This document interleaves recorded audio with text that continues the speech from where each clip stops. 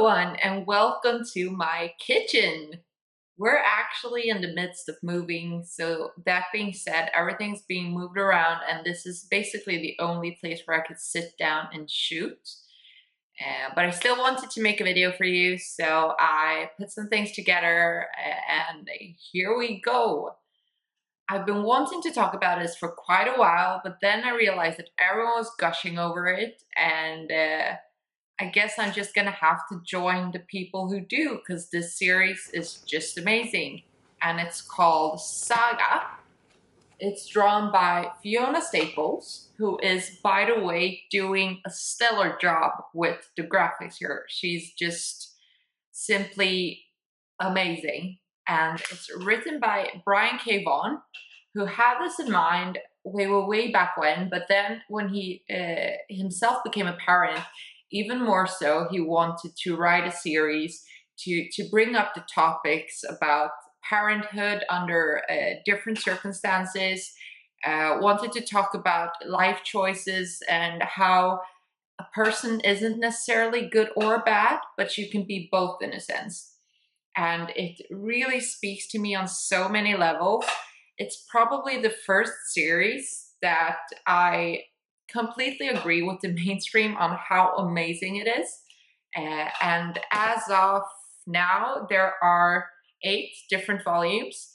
You can also get them as hardcover books, which I'm actually planning on doing as well, just purely based on the fact that I so very much appreciate the artwork behind. And what is it about then? So it's about this couple, Alana and Marco, who come from they're 2 different breeds basically, coming from 2 different places. Alana is from Landfall, and her species are more technologically advanced, they're more like way ahead. And then Marco, who is from Wraith, and they're basically the orbiting satellite around Landfall. And she's this amazing fiery power woman trying to find herself in the role of a mother. They're escaping the planets because there are some people out there trying to kill them, and just basically trying to save their child and make the best out of their situation that they can. So what I really love about the series is that it plays with so many different concepts. Like, it explores themes that a comic book usually wouldn't even touch upon.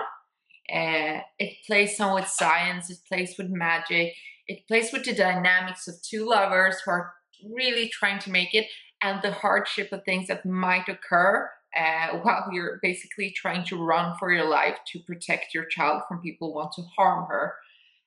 There are a bunch of different interesting people, and even though they might seem as villains at the beginning, I mean, you wouldn't trust that, because even the villains have some good sides to them, and even Alana and Marco have some bad sides to them.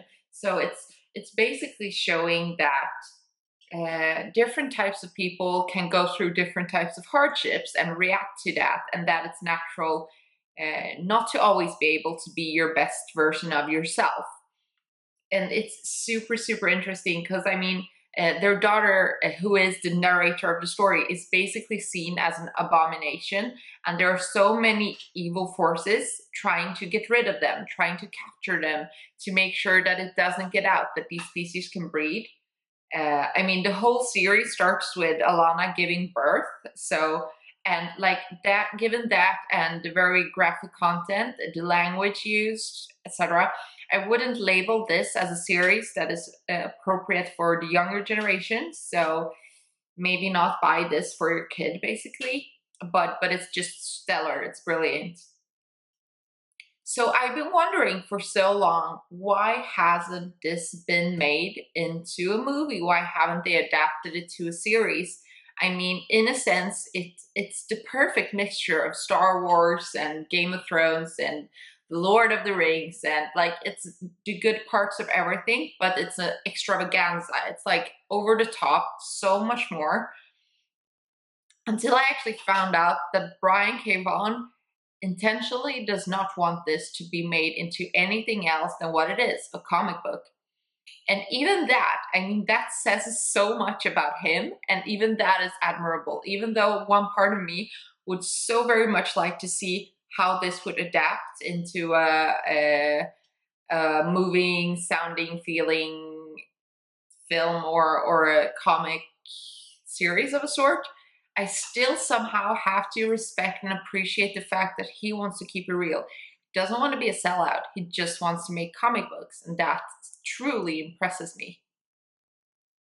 Finally, what I really have to say that they have been making such progress with is creating so many different characters so that there is always someone that you can identify with. It's a very inclusive mix with a variety of different skin colors, like different types of breeds or species, if you will. And there are so many dimensions to each and every single character on its own and together as a group. There are so many different dynamics that are interesting to watch, how the two interact with each other and with their surroundings. There are parents of the parents, children, ghosts, animals, all of that. And you never cease to be amazed by the series. You never have that moment like you do in comics in general, where you're like, okay, this was a good 2-3 volumes, but it's not doing it for me anymore. Like, that has not happened yet, and I'm on the 8th volume. So that says a lot for the series as well. And I would say that I highly recommend this. Like, Fiona Staples, girl, you killed it. This is beautiful. And Brian, the storyline, I mean, everything about it. I love Saga. I would recommend it to you, your friend, and your mom. It's that level of good comics. And honest to God, I know that it's been raved about and hyped, but it does deserve that because it's pretty amazing. Thank you so much for watching, and I will be doing more videos in the future, of course. I'm gonna get better at that. Do subscribe if you thought that this video was cool, like it, or leave a comment below on what your opinion was on Saga and what other comic book you would like to see me read next. Thank you very much and have a great day.